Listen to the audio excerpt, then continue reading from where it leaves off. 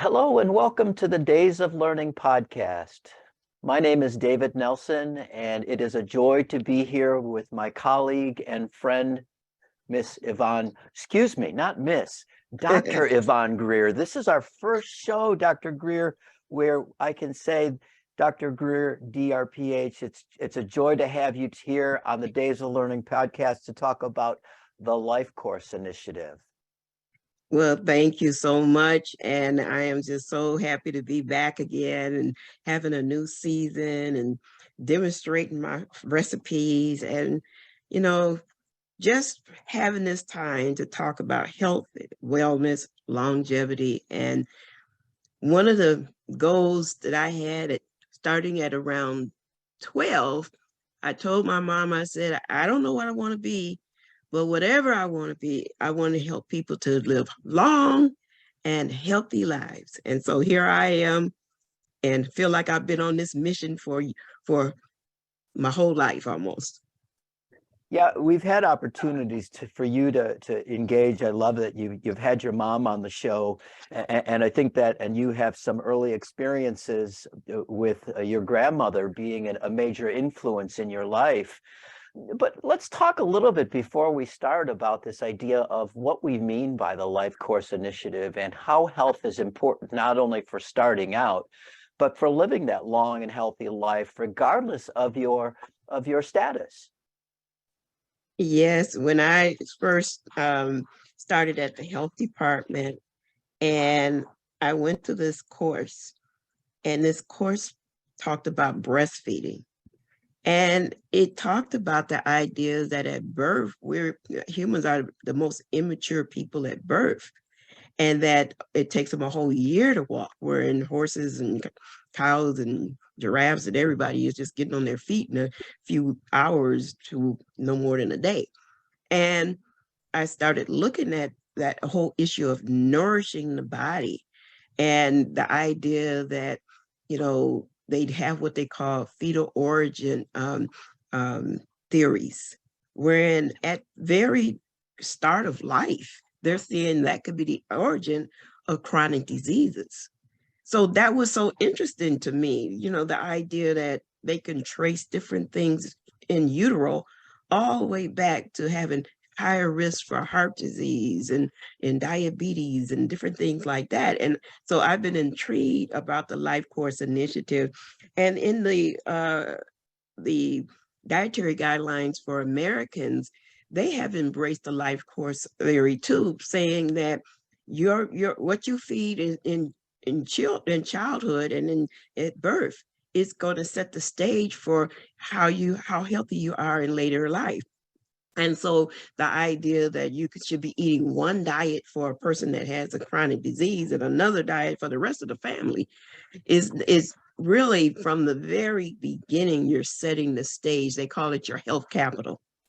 That your life course, how you eat, the types of health and the type of practice you have from the very beginning set the stage. But in some of the coursework, when I looked at the Lifecourse initiative, they went even further.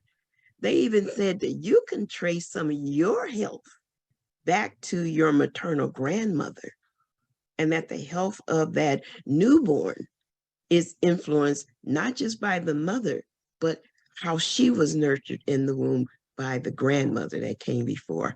And I've been so intrigued about that. And so when we look at chronic diseases now, how do you break the cycle?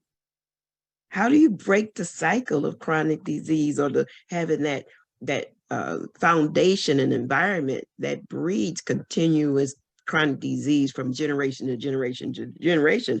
I always say you can start with the mom who nourishes her child, who has the seeds for the next generation already in that child. And who influences the mom? Her grandmother, the people that came before her. So when we're looking at the future, you can look at the past, you can look at the present and what you're doing, and then you can look at the future of what is to come and how we can nurture that better future, and then they can nurture and pass down things to their children. So Lifecourse initiatives, sometimes when people say, well, you're talking about diabetes and heart disease. we're talking about health and wellness from the very start. And how can you keep someone on that higher trajectory of health over a lifetime? And I don't want to get in throughs with all of the big terms, but that is it allostatic load, that over time, how is the stress of life affecting your body, affecting your whole being? And that's where, when we start looking at, how were you raised when you came up? And some of the champions of people who were raised years ago with gardens, with home cooking, with farming, with the variety of fruits and vegetables in their diets, they are the seniors that are here today, and can pass down the wisdom that they had, because we're now into this fast food generation. I talked to one person, and you'll hear on my recipe that I was in a class with a youth, and we were going to be making all kind of healthy snack recipes. And I had the recipes out and everybody to follow the recipe. They were like, we don't know what that says. What should we do? They're looking at a red pepper and they're saying, well, I don't know what to do with this. And it said, well, I kept saying, read your recipe. I'm thinking that they know what it means. And when I say, that you got to have red pepper chopped in medium-sized pieces, they were like, I don't know what to do with this. So, I'm telling them to cut it in half, clean out the seeds, do this, do that. And it came to find out that the whole class, when it came to reading the recipe, actually being able to cut up things in the kitchen, they didn't have any skills using a knife. Most of the time, they get their vegetables in a bag. If they get broccoli, cauliflower, carrots, it's all mixed in a bag. And they just put it in a microwave, steam it up, and then they eat it. They don't have to cut it up and actually pre-prep it before they cook it. And so these are skills that we need to recapture, because, when it comes down to really growing your own fruits and vegetables and getting something fresh from the garden, some of the people did not have any skills. So we were giving out fruit and vegetable vouchers, and many of the people were giving them away. I'll get this to my mom. She knows what to do with them. I don't know how to cook vegetables. I don't know how to pick them out. And that was it was an awakening for me as a dietitian, because as in the WIC program, we were giving these fruits and vegetable cards out and thinking that people, they're going to get, vouchers, and they can just go to the farmer's market and get all this abundance. And we talked about corn on the cob. So then I said, do you have any questions after I gave them the vouchers and this and that? She said, well, I don't know how to make it. And I'm like, make what? Corn on the cob? And it really dawned on me that we don't realize sometimes the skills are not there. And that's how we started the Back to the Kitchen. We have a curriculum, but we also started this podcast with the idea that we can actually give people step-by-step cooking skills, not assuming that they know how to cook, but giving them some tips and some skills so that they can feel empowered to go into the kitchen and actually cook. And so I wanted to make sure we honored seniors and as our first session, because that life course and those life lessons can be passed on. And at some time, we don't always give people that avenue to just talk about food. And that's what this is all about. Yeah, thank you for that, Yvonne. And you really made some good points. And before we look at our video for this afternoon, you mentioned this idea of fast food culture, and we're all old enough to remember that this is not an all or nothing issue, but this has been a gradual thing that has occurred for the last 35 or 40 years with the advent of greater amounts of fast food, the microwave oven, foods of convenience. Yes. But at the same time, when we think about this, and I'm so glad we're starting with this about Lifecourse around the idea of connecting our past, present, and future, to a healthy lifespan, this is not only an individual focused issue, but this is a family issue. This is a relationship issue. This is a community issue. Yes. And utilizing the resources that we have at the community level for not only the biology of what someone eats, but the psychology of how somebody thinks about food and nutrition and nurturing, the social connections that we have. And you mentioned it really important, the idea of the health capital that we have all come together in order to support the health of individuals and families. And I think that that is something that we can have a revival on, of turning to our most experienced individuals and our community members for things that they can pass on to us as we go forward. So thank you for that. I have to mention that at one of the programs that we did, and it absolutely was at Calvary Baptist Church, and Jack, you probably remember this. I started out the program and we started talking about vegetables that we have not normally always eaten. Well, we did normally eat them in the past, but some people are not eating them now. And it was okra. Do you know we spent 20 minutes sitting there talking about different okra recipes, how, you know, this person makes it this way, and then you can bake it and you can make it crispy and you can do this and that. And I thought to myself, wow. I said the wealth of information that was being passed around in that room, when the main thing that I've used it as, it's in soups, and there was some stir fry kind of okra dish. And I know people who make fried okra, but the wealth of information and different ways to cook a vegetable that is so healthy for you, but yet sometimes so misunderstood. So I just wanted to bring out that in looking at that whole life course initiative, trauma, other things can affect how well a person grows, how much, you know, health issues that they may have.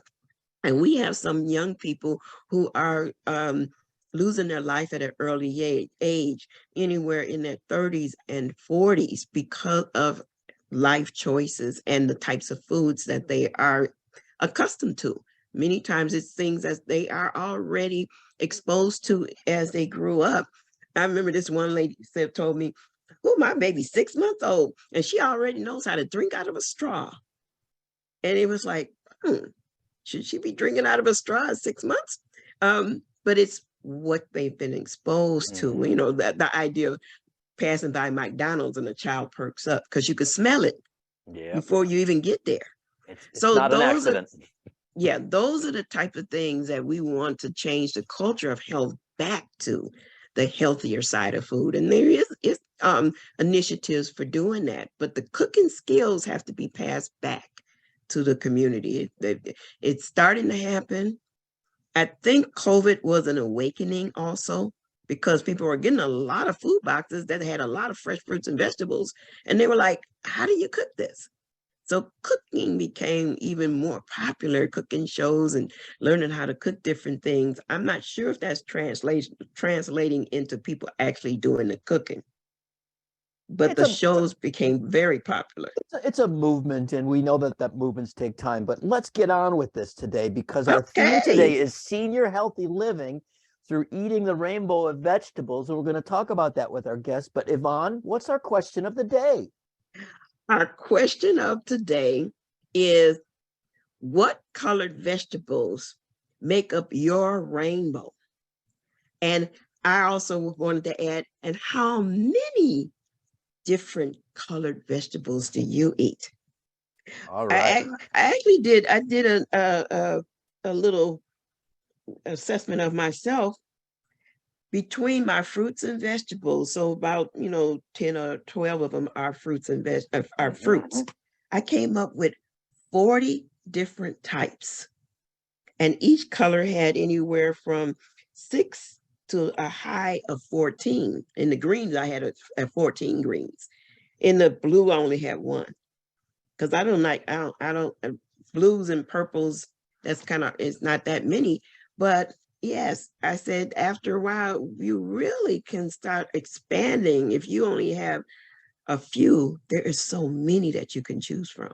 Well, and that's the beauty of this. And we're going to get into that because the idea of this being something that it doesn't have to be, you don't have to go from 0 to 40, but you make that gradual change and you add those vegetables and you learn as you go. And that is the key.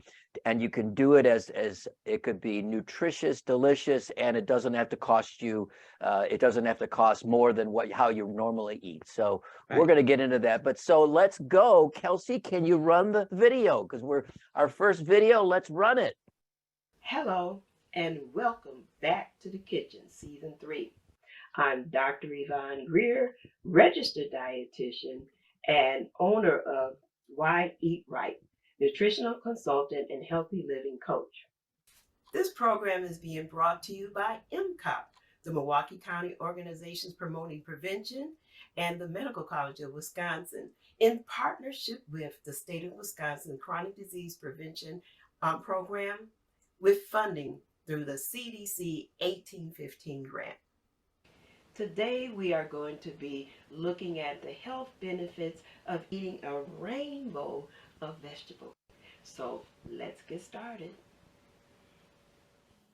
Our recipe for today is zucchini squash vegetable stir fry, starting with our green zucchini, our yellow squash, our red, orange, and yellow peppers, our orange carrots, along with our sliced onion, our ginger root, and an assortment of herbs and spices, starting with our garlic powder, black pepper, your onion powder, paprika, and a small amount of sea salt at the end, and olive oil. So now when you just slice up the zucchini, all you need to do is cut off the top and the bottom, just a little. Slice it all the way down. It's very easy to do. And then slice each half in half, making quarters. And then put them together, and you're going to slice them across to make some triangle, smaller pieces. Goes very easy. Okay, there you have it. We're going to do the same thing to the yellow squash. Just going to cut it all the way through. A little bit harder on the squash, but not too bad. And then in half, and in half. And then just cutting across. And don't want to make them too big or too small, because we're going to be stir frying them, and it will be just perfect. Okay, there you have it.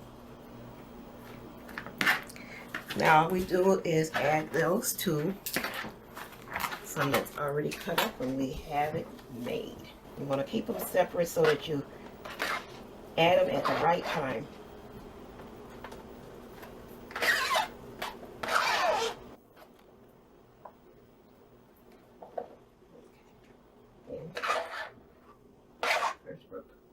Okay. In cutting up the carrots, I want to make sure that they're cut up in small enough pieces so that they can get done with the rest of them. So that's why you need to cut them up in smaller slices. They're a little bit trickier to do. Next, we're going to be cutting up our peppers. And all you do with the peppers is you gotta cut them in and get those seeds and membranes out. So I'm just cutting the tops off right now. The peppers are going to go in all at the same time, so we don't have to worry about keeping them separate. We keep them separate from the other items. So all you do is cut them in half. See the seeds and the membranes? We're going to get rid of all of those seeds and membranes. And all you have to do is cut through.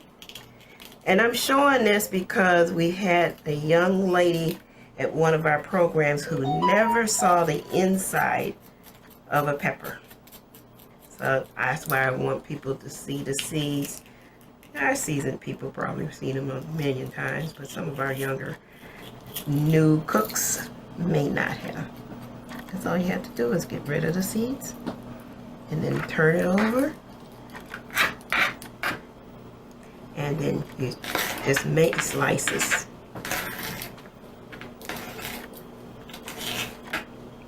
Using the tip of the knife makes it go quite easy.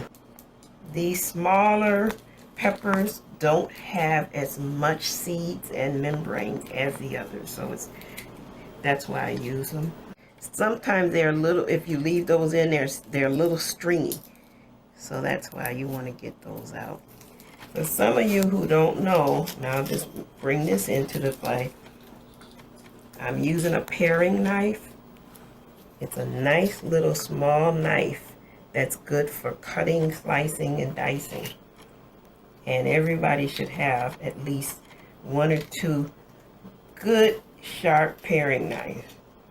I know a lot of people see the chefs cut everything up with those huge big knives. I've never been that good with them. I have loved me some paring knives. Yeah, all those seeds. This one has a lot of seeds. That's what you'll see in the big ones.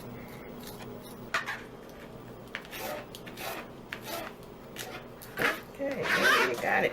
With the onion, you cut off the bottoms. I have already washed all of these up. I didn't mention that, but I have already washed my vegetables up. Even the outside of the onion needs to be cut. See how I did that, wherein I can just peel this outer side off. There's a nice little membrane that you want to keep so that it all comes out quite nicely.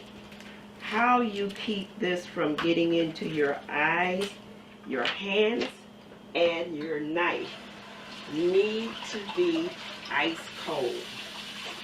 And that's a hack that I learned from my grandmother. And it will keep the oils from the onion from coming up and getting in your eyes. The heat from your hand stimulates that onion to come up. Right now, I'm not smelling any onion at all. If your hands warm up in this process, all you would need to do is put them back under some cold water. You start smelling anything. Another hack is to put a lemon in the room, but I've never done that. So I won't vouch for it, but I've heard about it. Well, pretty good. Okay. Our last ingredient before we get started is the ginger root. This whole piece of ginger is only 1/3 of a pound. Many people get scared off from buying ginger because in looking at how much it actually costs, it's like $6.99, sometimes as high as $8.99 a pound. Remember, this is only 1/3 of a pound. So this whole piece only costs $2.33. We are only going to be using this portion for the whole item. Even with that, the amount that you're using is really very cost effective. So don't get scared off on buying ginger root because it's very expensive, but you don't need the whole thing. You just need a piece. Because it is a root, it is a hard, woody type of an item. So it is going to be a little harder to peel. But like I said, if you got a nice little paring knife, you can peel it with ease. I wish you had smell-o-vision. I can smell that ginger, and it's nice and juicy.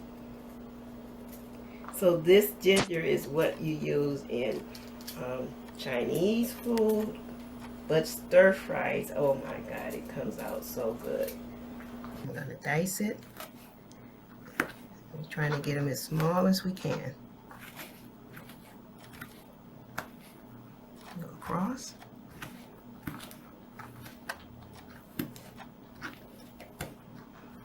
There you have it. That's all that you need. First, we're going to turn on the fire and then heat up the pan. We're heating up the pan before we put the oil in so that we don't burn the oil. Olive oil has a smaller smoke point. So Once it's nice and hot, we put the oil in and then we start adding our vegetables right away. I think it should be about done. So we need 1/4 of a cup of olive oil. Again, because it's already hot, we add in our vegetables right at the same time.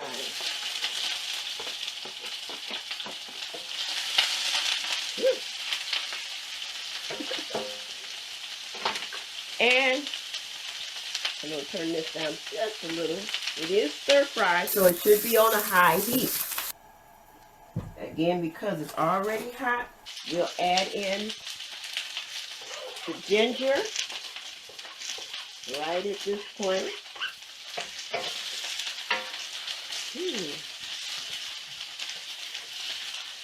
Just stir fry for about a minute.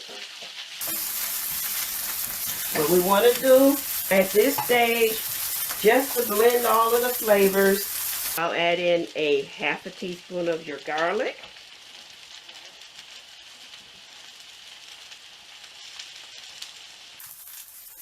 We are layering flavor, so even though we have onions, we're still going to add in some onion powder. It just gives it a different flavor. We're going to add in 1/2 teaspoon of your paprika.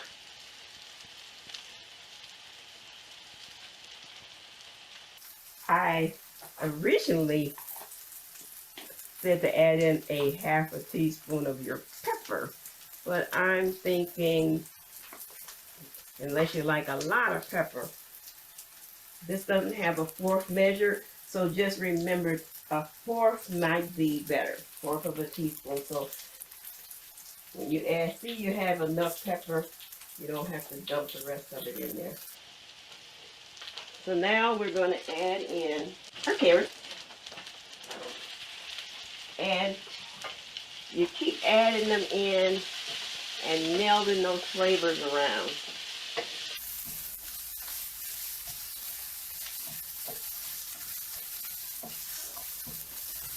And we are now going to add in our zucchini and your yellow squash. I'm doing them both together. You can do them separate. And I won't use all of this because we have a lot, but I'm going to make sure I have enough.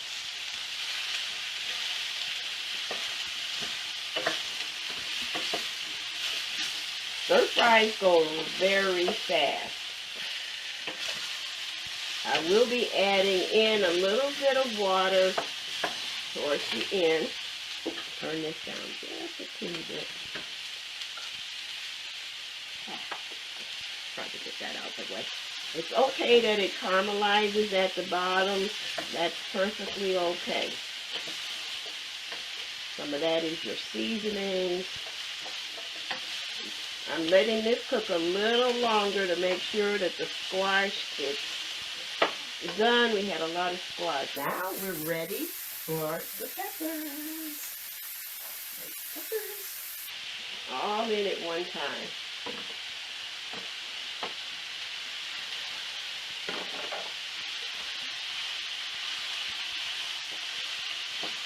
Look how colorful that is. Your red for your lycopene, your orange is beta carotene, your yellow is lutein for your eyes, very good for your eyes. And then you have, last thing to put in, like 1/4 of a cup of water. Some people use cornstarch to thicken it. I don't feel like it has to be thickened. Okay. And the last is the 1/2 teaspoon of sea salt. You add it in at the end so that it doesn't get all absorbed. It's going to stay on the outside and you will be able to taste a little bit, but it's just going to be just a little bit. That's all that's needed for the whole thing. Usually you cook it until it looks like the vegetables are cooked through, but not mushy. This is almost ready. I see a couple that need to get cooked. And what you would do is you would push those to the bottom, the ones that looks like they're really not that done. And this is about ready. Look how beautiful that is. Even the colors of the rainbow. Wow, what a nutritious and delicious dish, loaded with vitamins and minerals. Now we're ready for our invited guests. Wow, what an amazing video. Thank you, Yvonne, for taking us back to the kitchen, and for we didn't have smell-o-vision, but we had the sizzle. We had sizzle music, which I love. I love the idea of doing that. You know, talk a little bit about, if you could, tell us a little bit about what the cost of that would be per serving, because I think that's always interesting for people, because you've always said that it doesn't have to be really expensive to eat well. And this looked like it was pretty economical, especially from the talking about how much ginger you were using and how much you have left over for the next time. Yes, it definitely was very economical. When I was going through and trying to decide what recipe, I decided at the store when I went past the zucchini, and the zucchini, two of them was only $1.19. The squash was about $1.29 for two of them. So that covered, $2 just for the zucchini. Then when we started looking at the peppers, the peppers was the most expensive thing at $4. But I still have a whole half a bag in the refrigerator. Yeah, and I think it's important to point out, from a dietetics perspective, how many servings were in that pan would you estimate that there would be for a family? I would say about 8 servings. Yeah, so you've got 8 servings, and even if it was $5 for the whole pan, that's a very very limited amount of money for a very delicious and nutritious meal. Right. So when you're dividing all of that up, I would say that it came out to be about $3. That is fantastic. Yeah, about $3. And the vitamins and minerals. You're really, I mean, when it comes down to it, it's very economical. Usually what I pair that with some broiled salmon and a baked potato on the side. Oh, I'm sitting back like, and that ginger, that small amount of ginger, I was worried that I was actually putting too much ginger in. It was just the right amount of ginger, so that you don't have to use a lot of ginger to put in there. And ginger is so good for your immune system. It's just so good for your overall health. And also it actually has a calming effect. So it actually has a calming effect for anxiety. So there's so many things that they look at ginger for. So adding that in more and more is what we are hoping people will do. Fantastic. Well, I think with that wonderful episode, thank you, and thank you, Richard, for your both your directing and editing of that. We're going to bring in our community champions, and I love that we have, each time that we have a show, we have community champions. And today we have Jacqueline Smith, as well as Brenda Buchanan from the Ebenezer Family Life Ministry. So I'm going to introduce Jackie Smith as first, and then I'm going to turn it over to you, Yvonne, to introduce Brenda. Jacqueline Smith is a long-standing resident of the Milwaukee community and chairperson of the Mildred Lee Gold Health Ministry at Calvary Baptist Church. The Mildred Lee Gold Health Ministry is in the heart of zip code 53206, which is a population with racial health disparities. She has chaired the health ministry for approximately 15 years, with the capacity and general interest and experience in working with the communities we serve. Ms. Smith was born and raised in Milwaukee, educated through MPS and Milwaukee Area Technology in social work. She worked at the Milwaukee County Department of Health and Human Services as a social worker assistant and supervisor for 25 years, then worked at the Milwaukee Public Schools for 20 years as a social worker assistant, with her final retirement in 2018. Welcome, Jackie Smith. Thank you. Yvonne, over to you. Buchanan, a registered nurse at Ascension, Wisconsin, graduated from Marquette University in 1986 with a Bachelor's of Science and a certificate in parish nursing. She has worked at Ascension for the past 37 years in various roles, with 17 of those years as a community and parish nurse. She promotes education around chronic disease management, food insecurity, infant mortality prevention, and health navigation.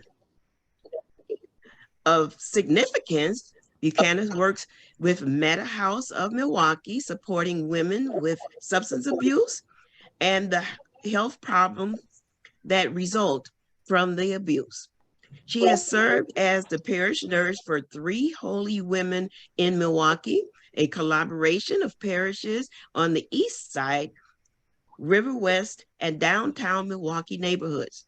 Brenda also implemented the Ascension, Wisconsin sponsored American Heart Association Check, Change, and Control program in collaboration with Mercy Housing at the Jefferson Court residence. On Tuesday mornings, you can hear her on WNOV 860 discussing health topics in a weekly segment, Be Healthy, Be You. And welcome, Brenda, to back to the kitchen. Thank you. So let's start with each of you talking a little bit about your own personal journey in health promotion. Jackie, can I start with you? Sure. Okay. I've always had a healthy diet because of my mother. You know, she didn't let you eat certain things. I used to cry for cold cereal as a child going to school because all the kids ate cold cereal, but I always had warm cereal, hot cereal. But where it really came into play was when I was still married and my mother-in-law developed diabetes. And it was oh my gosh, that was a traumatic experience because she was like off the chain with all of these theories that she thought she was going to have amputation, blah, blah, blah. So I had to take the role of going to the dietitian with her and learning the foods that she should eat. Now, we always have cooked healthy. You know, we had our staples, you know, your greens and your peas and, you know, your corn, all those vegetables we always had. But I had to learn what she needed as for her diabetes. So in learning that, it was interesting. And I just started going into it a little further, a little further, a little further.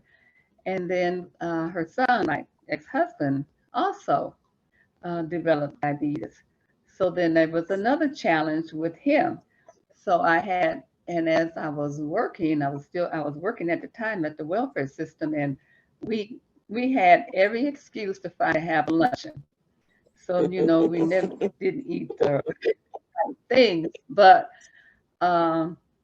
we learned how to gradually incorporate that as well. And then at church, when Mildred Lee Gold passed, and they wanted to recognize her, and they wanted to start the health ministry, and I took that on. And as I took that on, that put me in a position to work with American Heart Association, the cancer, and the health department, where I met Yvonne some 30 some years or so ago. It's been a long time. And then I went into, yes, very long time. Started out with Women of the World Conference with American Heart, we had cancer.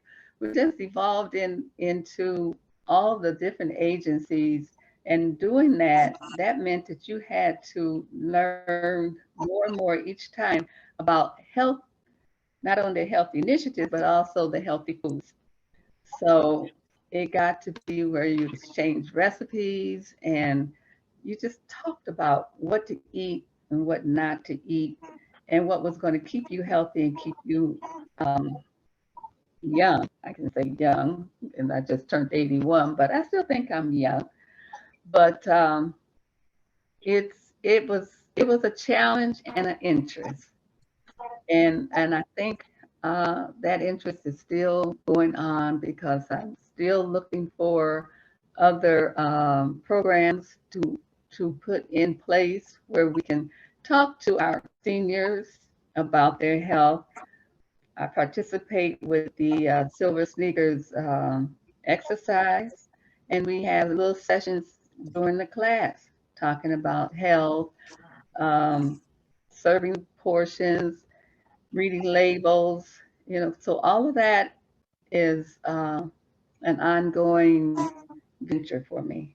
Jackie, I thank you for that opening in this, and you look amazing for 81 years young, and I'm going to have to see your ID before the end of the show because nobody believes that you are that experienced in life. But you look amazing, Brenda. I want to ask you at this point, when you hear stories like Jackie's about her mother that had diabetes and other family members that diabetes, is this something that you commonly hear in some of the communities that you support?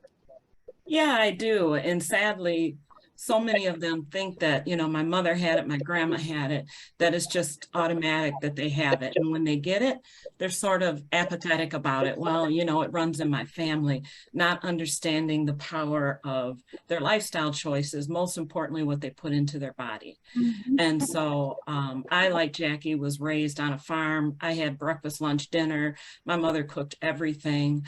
And so that was just a part of who I was. I've never met a vegetable I didn't like, is what I say, because I absolutely love vegetables. But in my nursing career, we had to talk a lot about nutrition, obviously, with certain diseases. But as I've worked more in the community, I just see there's such a need. People avoid a lot of vegetables and certain foods just because they've never tried it before. So they're not willing to try it. And then again, the fact that what they put into their body affects, most importantly, their diabetes, we talk about a lot, because they just think that that's just how it is. And people are stubborn. They don't want to change what they're eating, all the time.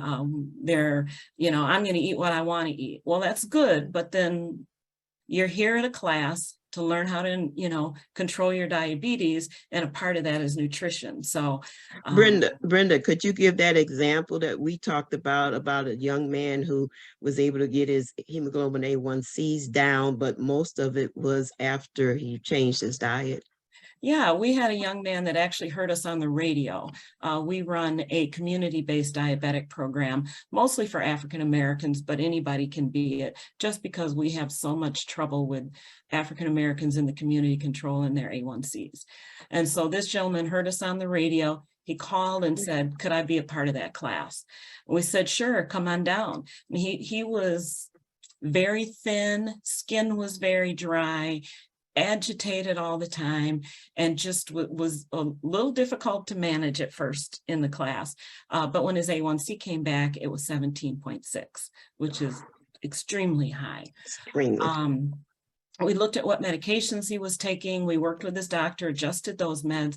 And in the first 3 months, he came down to 12, which was great. And he was worried because he hadn't made it under 8, but we're like, it's a process. It takes time, So he came back and joined our class again. And to make a long story short, no more adjustments to his medications. This was all his own hard work, is now down to a 7.2. Oh, wonderful. And when I saw him last, I said, you just look so much better. Your skin looks better. You're happy. You're not irritable. You've gained a little bit of weight, which you needed to do. He goes, what do you mean? I wasn't irritable. And I was like, yeah, you were. Because his blood sugars were so high. Anybody would be irritable with blood sugars that high. But it was because he paid attention in class, and he came back for a second time because he wanted to work harder. He did almost all of that on his own, just by lifestyle changes. And he works a job that, is difficult. He started taking his own lunch, started, really focusing on what he was eating and deciding, do I really need this or not? you know. He liked beer, so he started looking at beers that had lower carbs in them.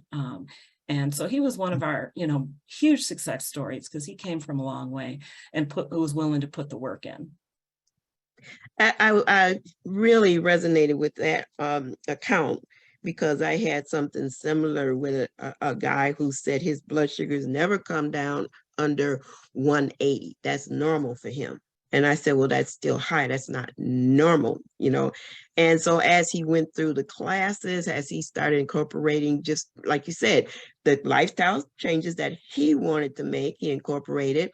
And I always tell people about low blood sugar reactions and what does that feel like, and to be ready in case, because if you're watching your diet really good, you might end up experiencing that. And some people have never felt that before. And so he came back to class almost gleefully to tell me he had his first low blood sugar reaction, which he was happy because he never thought his blood sugars was ever going to get below 180. And so, you know, lifestyle does make a difference. The goal is for you to be at normal blood sugar levels, not elevated. The normal, you know, and they will go down as you change lifestyle. And some people say, oh, I got cured. My blood sugars are never high. I said, I'm not sure if you could call it cured, but you're under control, and that's what you want. That is exactly what you want. But I want to ask, because I was curious when I was looking at vegetables. I had one that I you know, because I wrote down the ones that I ate, but I also wrote down the ones that I don't eat. And one of the ones that I used to have when I was young was rutabaga. And I said, they don't even have rutabaga anymore. And I went to the store and there was some rutabaga right there. Could you both say what types of vegetables that you eat coming up that, you know, you don't see people eating today? Rutabaga was my main one. And I know, you know, like I said, outside of the big couple that's in the bags, like your broccoli, your cauliflower, and your corn, the other two was peas and carrots. Outside of those used to be what I used to see people eat, you know, all the time lately. And it's like, that is not expansive. So is there some that you really enjoyed when you were coming up that you don't eat as much now, or that you find you don't see other people eating? You know, Jackie, maybe you can start, and then if you can just tune into Brenda.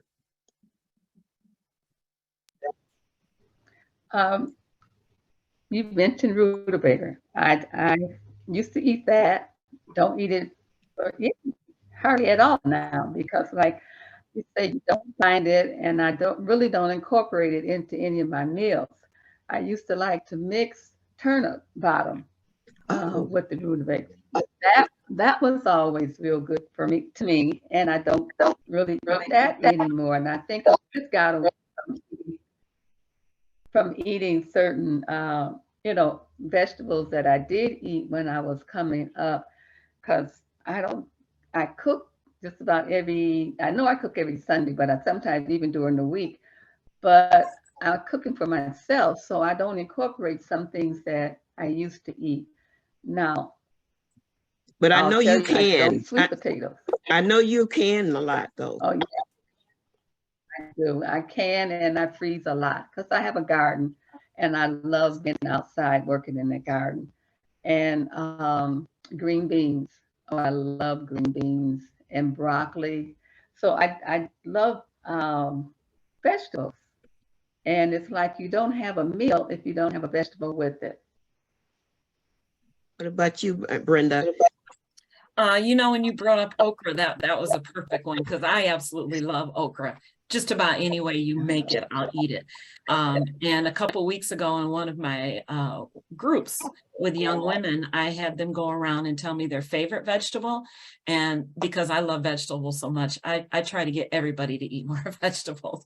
And so, what was your favorite vegetable and what did you not like? Overwhelmingly, okra was the I do not like. And I think part of that is because they haven't had it prepared in certain ways. They didn't grow up on it. You know, and so a lot of people don't like the texture, you know, that gets a lot of people.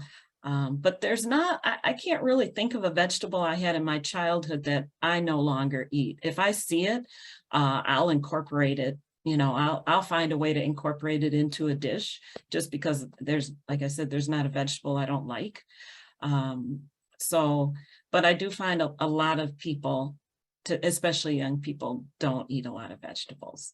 And that's important to note that usually they have been able to track people's food preferences based on how many times they're introduced. So say, for instance, if you are just getting introduced to a new vegetable the first time, your brain and your mouth has not tasted it. And so it takes a while. They say sometimes it takes up to anywhere from about 6 to 8 times being introduced before you establish a really good taste for it. And so for when you start looking at young children, they may not like something at first. As long as you don't take it out of the food rotation, eventually they start liking it. And I mean, I know that because my kids were for guinea pigs. They didn't know it. And at 3 and 4, they hated broccoli and they hated cabbage. By the time they were about 7 or 8, woo, little trees, I love it. Yeah. And cabbage, I love it. And so it's like, okay, that changeover happened. But just think, if you're an adult and you have children and you never give your children fruits or vegetables because you didn't like fruits and vegetables and you didn't have them. And so it perpetuates throughout the generations, so that what you do and how you relate to food is a relationship thing that over time can improve if you wanted to. Over time, you can kind of help yourself learn foods by just taking tastes of them until your taste buds get used to them. And then you can think about your children the same way. But those are things that, if you know, being introduced to things as a young child follows you as you get older, and sometimes forms that foundation of what you're going to be eating, you know, long and into your life. And some of the seniors, I always tell them it's okay to cook for one. We can find ways where, you know, some people say, oh, it's only me. It's only me now. I just don't cook no more because it's only me. I find ways, freeze it, can it, put it up. Is you need the nutrition as you age. And that's why I like Jackie so much. Jackie had called me up and she knows she has a peach tree. You come over here and get some of these peaches. I had peaches from myself, my mom, and my sister. Then she said, oh, got collard greens. I had bags of collard greens. Now they do cook down, so I did give them away, and I felt like I should have held on to a couple more of them. Mine cooked down, and it wasn't very much, you know, but it was delicious. And she found a new kind of, I don't know how she found this collard greens that were white. Remember? I thought it was cabbage. You're muted.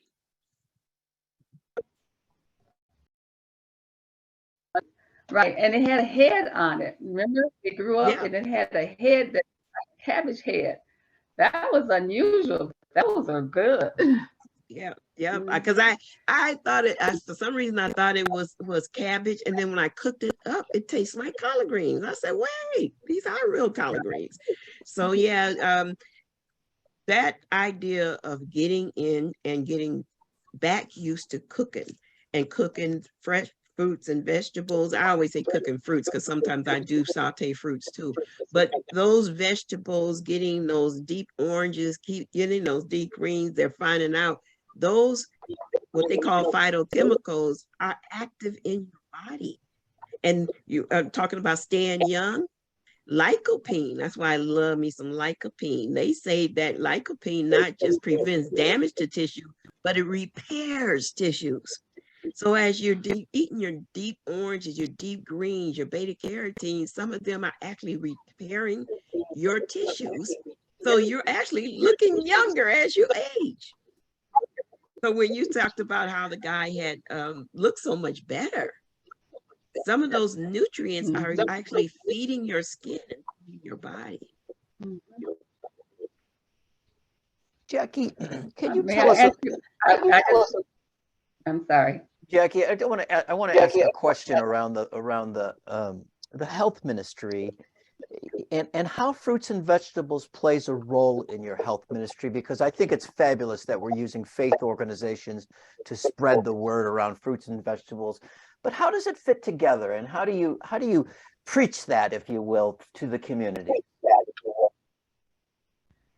Normally, what happens is that during certain times when I need, or how should I say, if I need a program, and I think about the program and what I can do. So if I'm centering around heart, then that means that I have to think about the foods as well. So I always go to my go-to person, which is Dr. Greer, and I say, we need a demonstration, because see, they like to eat. They like to eat, and when you bring food in, they want certain foods that I don't bring in. They want all the sweets and all of the sandwiches, but I bring in salads, all different types of salads, and everything that goes into the salad, and introduce different lettuce, because I'm not an iceberg lettuce eater, but I try to get the more healthier lettuce. So then I call Yvonne, see, Dr. Greer, can we do a demonstration? Because they want to see the food being prepared and they want to eat the food as well. So that helps out a lot for me to get. And then I have recipes, and I have routes, and I'll put recipes out on the tables for them, and they'll take them. And sometimes they'll come back and say, "Oh, I tried that recipe that you put out there." And I said, "It was good, right?" "Yeah, you had a lot of vegetables." And I said, "That was the purpose." But it's just kind of try to introduce things gradually to them, because they're not real receptive when you just put it out there cold. Yeah, They want some. it's a good point that you make about this idea of centering and connecting and demonstrating and seeing the food and having recipes. And I made this note, the idea of making it safe to try. Because Brenda, I want to bring you in, because you talked about people being apathetic and stubborn. Boy, that's a recipe for people saying no.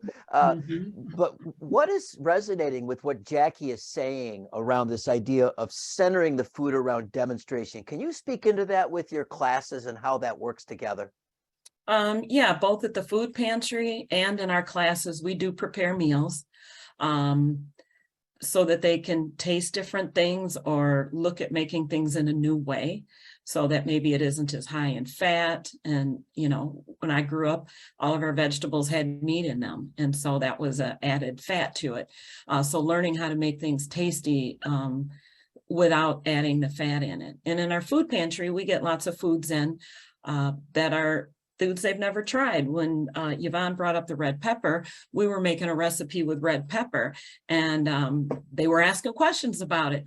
And so I cut it up. I said, I'll pass it around. Why don't you guys taste it? I can't tell you, the majority of them were like, I ain't tasting that. But, and they take little bites. And then when they did, they find out, oh, this tastes pretty good. And they're more willing to do it. Whole grain noodles, making a dish with that, because they're not going off the shelves at the food pantry. Nobody takes them. So making a dish, with the whole grain noodles while they're sitting and waiting, doing a cooking demonstration. And then they try it and say, oh, that's actually pretty good when you mix the spaghetti sauce in it or other things, and then it flies off the shelves. But if you just give person a recipe and say, oh, try this, they're probably not going to waste their dollars on that. Because they don't know if they're going to like it or not. So making sure that we make things that they're willing to try. Did a stir-fried cabbage one day that didn't have meat in it, and they just loved it. And they're like, I'm going to go home and make this. but we make it the way we've always made it or how we've learned. And so we assume that there's no other way to make it and that it's not going to be good. So you have to encourage people to try it, and you've got to give them opportunities to try it without wasting their own money, I find. And then they might be more interested in eating it. And when Jackie said she uses, you know, a variety of greens for salad, that's another one. That's a challenge. You can make an iceberg salad. You can make that, and people are going to eat that iceberg salad. It's like, nah, you got to try this, you know. And so stop bringing the other salads. We're just going to try this. And people are surprised that they really like it. Thank you. Yvonne, as a dietitian, why is it important for the community to be encouraged and to have safe ways to try foods like they're talking about here? What's behind that?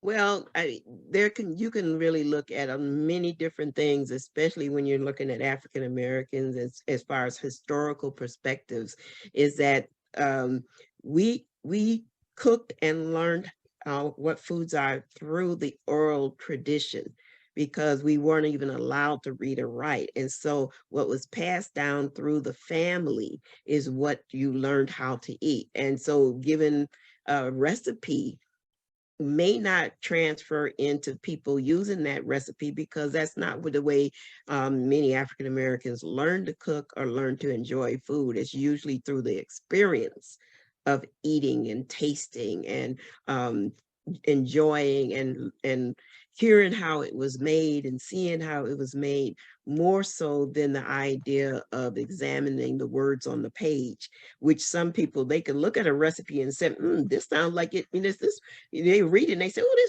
this sounds like it would, and read it and it says it may taste good because it looks like on the page. A lot of people don't have that.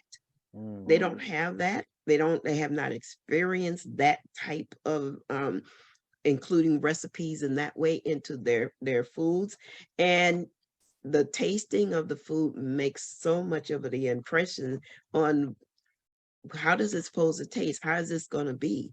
The measurement, some people, I assume people knew how to read recipes.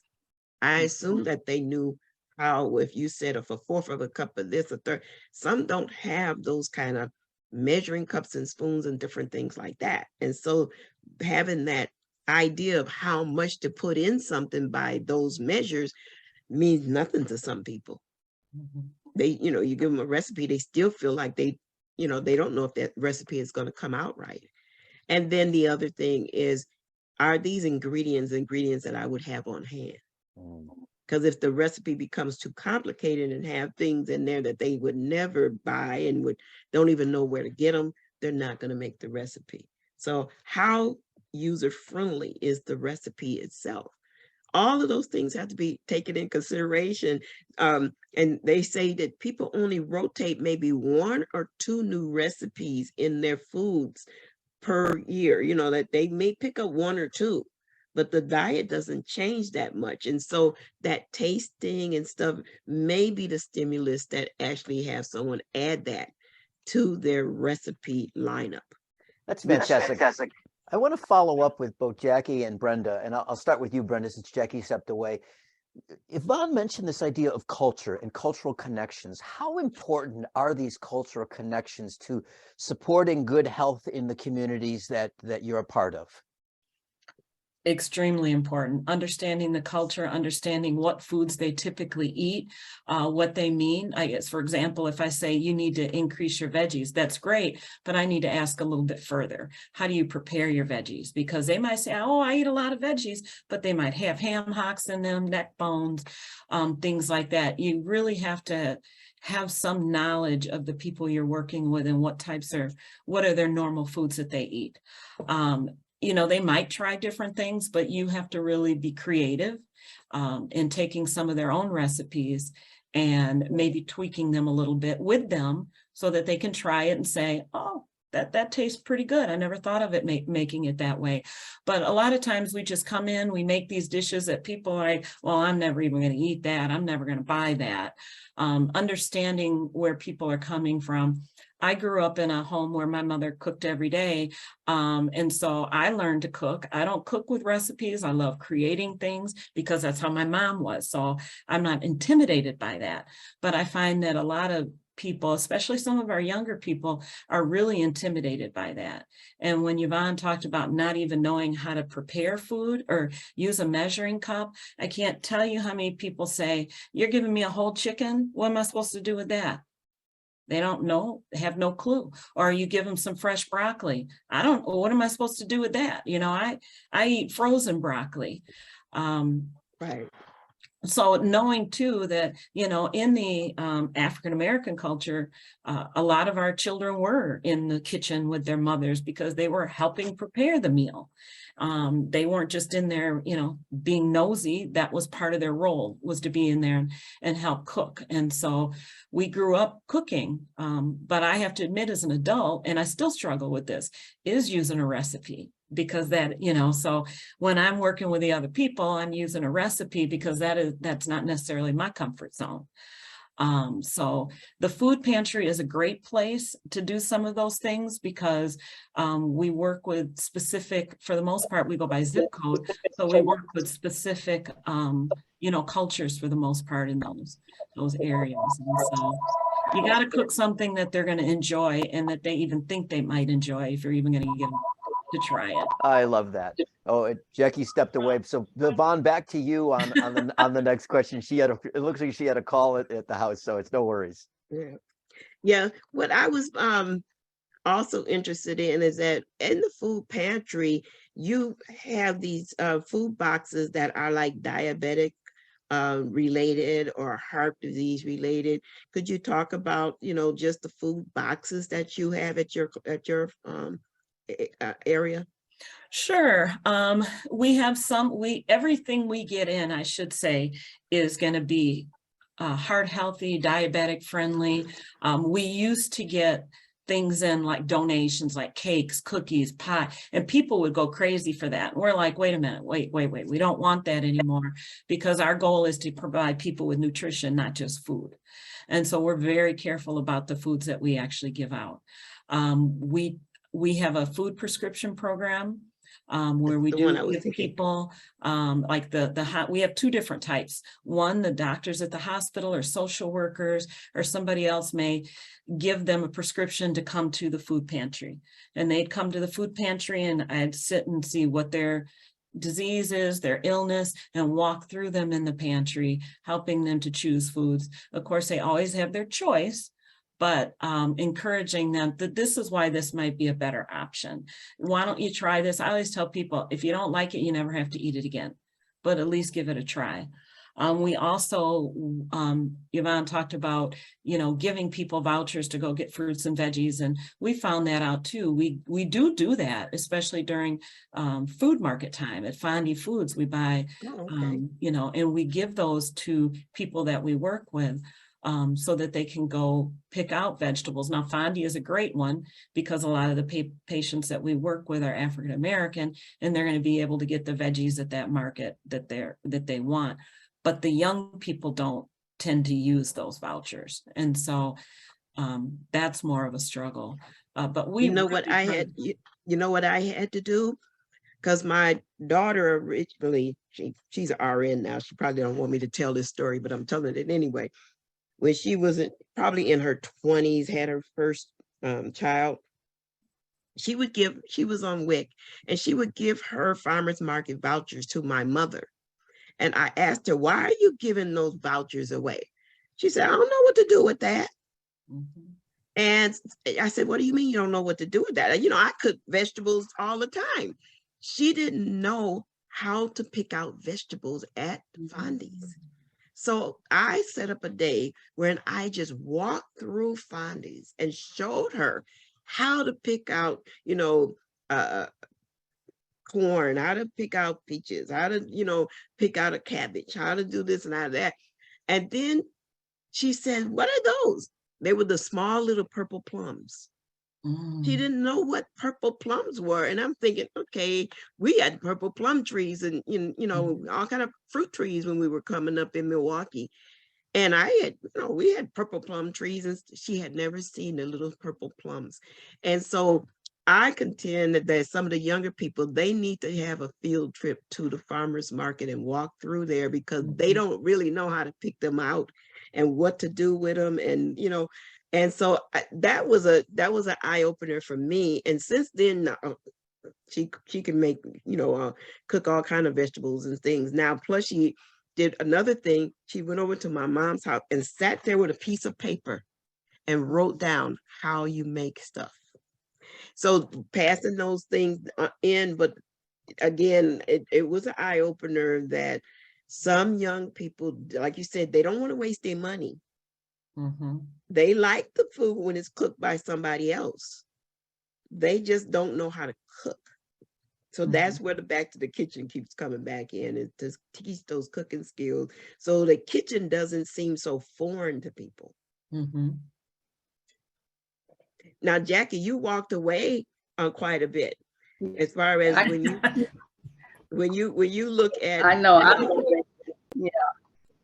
when you look at promoting, healthy cooking skills to different people, how have you been able to do that?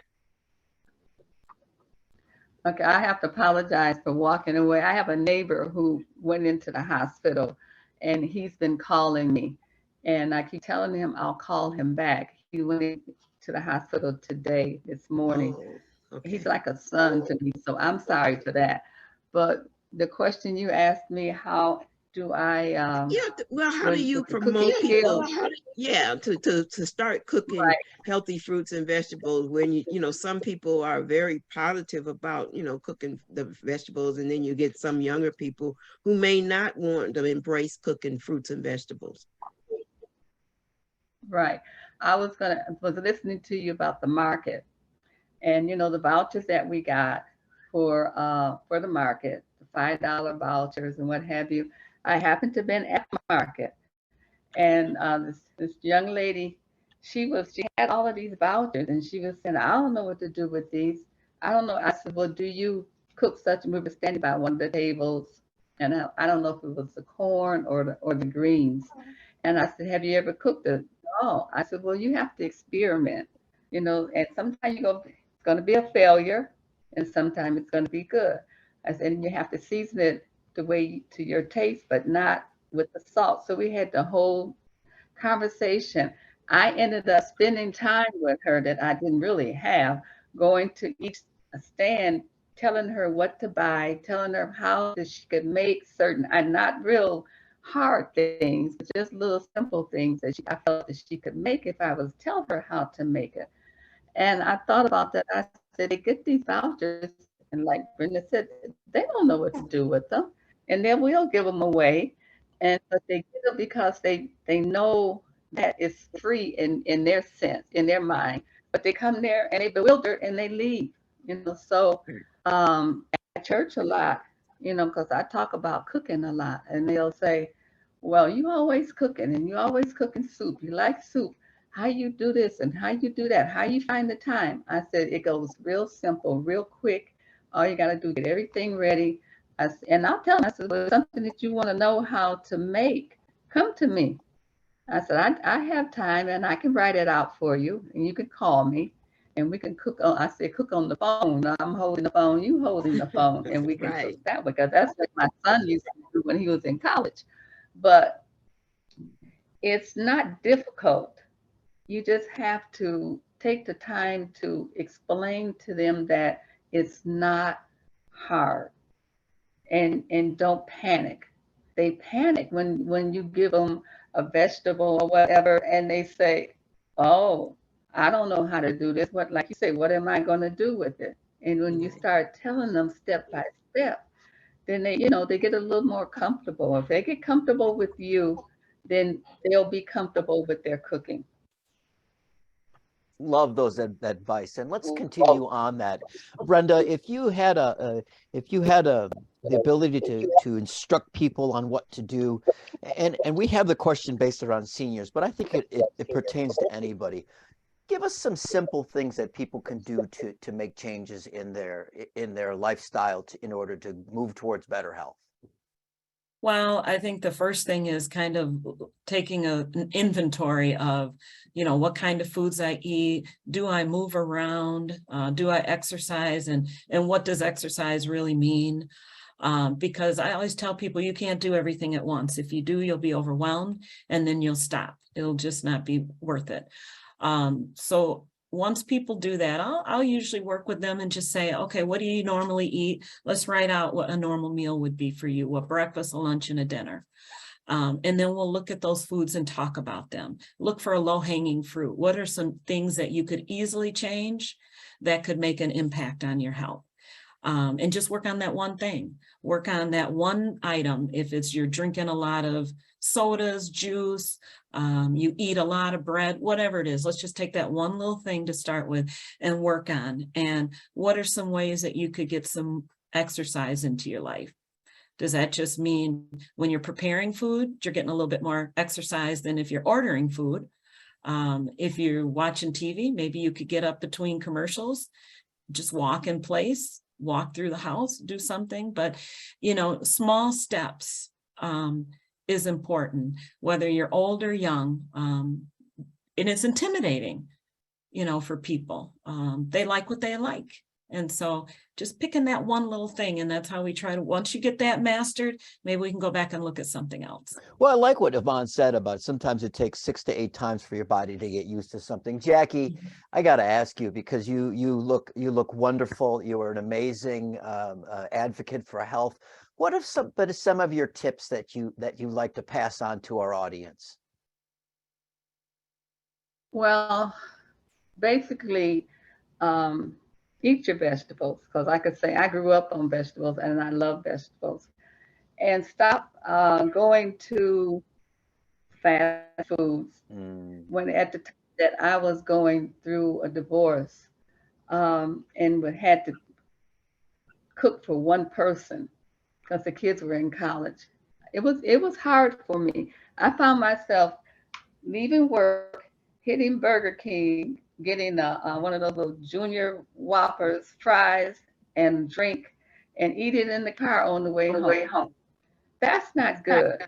And I had to tell myself, come on now, you got to do better than this, because you know you did not ever eat like this. Okay, so you got to have that mindset that you want a better life for yourself and you want to be healthy.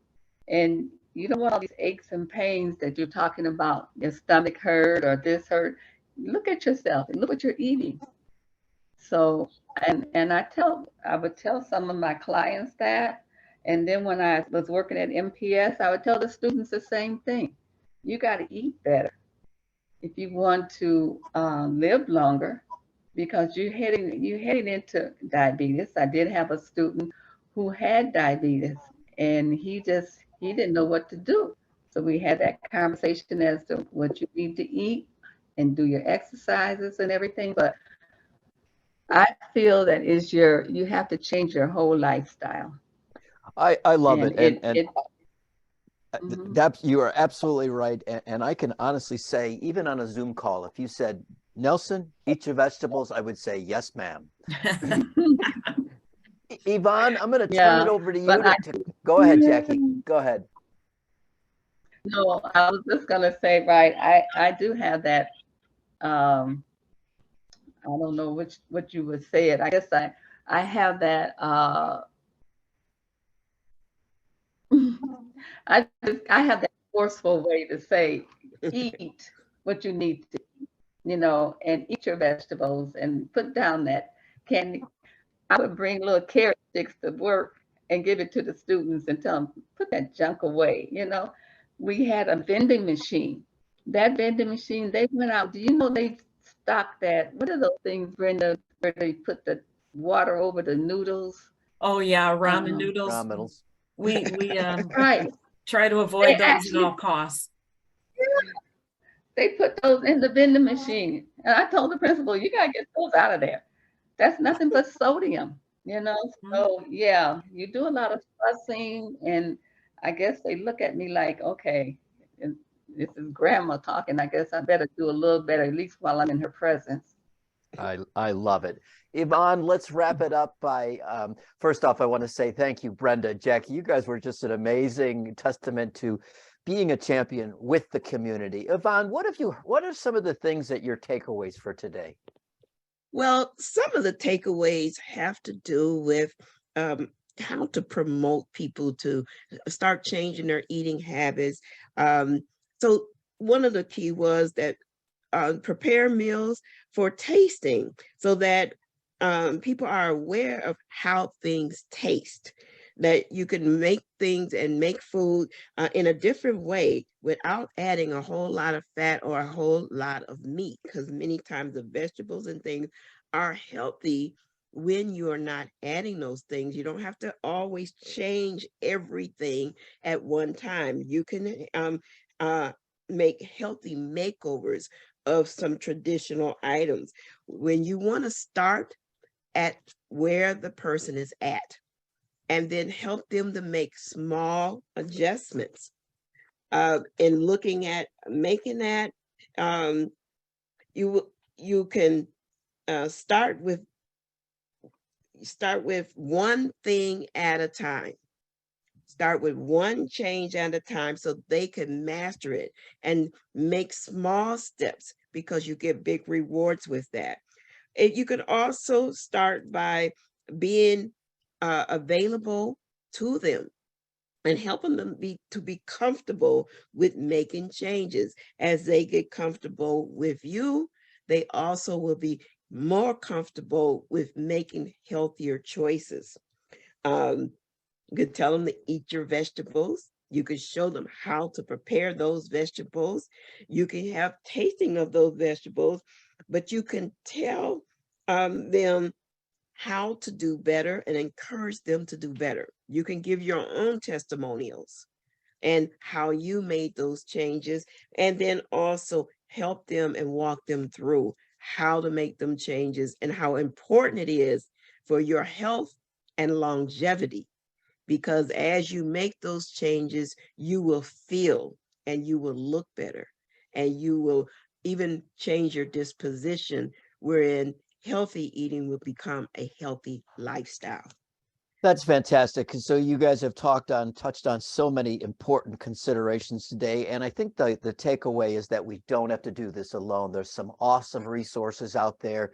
There are some community classes. There are some loving, caring, neighborly people in all of our neighborhoods through our health ministries and through our community-based organizations. So again, I want to thank Brenda Buchanan and Jackie Smith and my and I want to add just one thing. Yes, please go ahead. I want to tell seniors that you are so important to the family. You are sharing your wisdom, and your knowledge is important, but you are role modeling. As you stay healthy and they see you eat healthy, you are setting a standard for those young people and how they will need to nurture themselves as time goes on, and how they can nurture their children. So it becomes a family affair. So just keep that in mind, as your value is not diminished, is even more now than ever before. And we want to see you live that long and healthy life. And with that, we are your hosts, David Nelson and Dr. Yvonne Greer, and this is the Days of Learning podcast. And thank you, and we'll see you next time.